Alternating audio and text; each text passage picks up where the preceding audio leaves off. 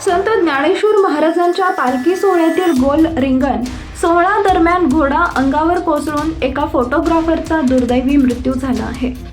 पुरंदवडे येथील रिंगण सोहळ्यात घडलेल्या या घटनेनं वारकरी हळहळ व्यक्त करताना दिसलेत.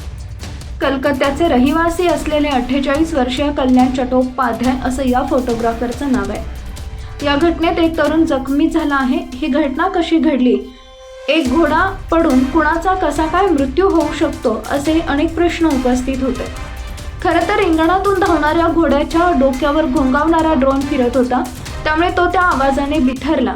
त्याच पुढे धावण्याच्या घोड्याच्या लगामात मागच्या घोड्याचा पाय अडकला, ज्यामुळे त्याचा तोल गेला आणि तो गर्दीत बसलेल्या लोकांवर पडला.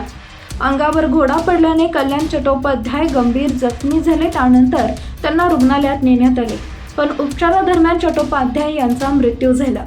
वारी आणि रिंगण सोहळ्यात दिवसेंदिवस वाढत असलेली गर्दी आणि रिंगण सोहळ्याचं नियोजन यामध्ये सुसंगती नसल्याने ही घटना घडल्याचं प्रत्यक्षदर्शींचं म्हणणं आहे. तर घडलेली घटना दुर्दैवी असून मयत चट्टोपाध्याय यांच्या कुटुंबियांना सरकारकडून आर्थिक मदत मिळावी अशी अपेक्षा केली आहे. शिवाय या घटनेचा पाठपुरावा करत पुढील काळात होणाऱ्या सोहळ्यात ड्रोनवर काही निर्बंध आणावेत अशी प्रशासनाकडून मागणी केल्याची माहिती पालखी सोहळा प्रमुख योगी निरंजन नाथ यांनी दिली आहे. दरम्यान आणि जर अजूनही तुम्ही आमच्या AM मराठी न्यूज या YouTube चॅनलला सबस्क्राईब केलं नसेल तर जरूर सबस्क्राईब करा, अपडेट रहा.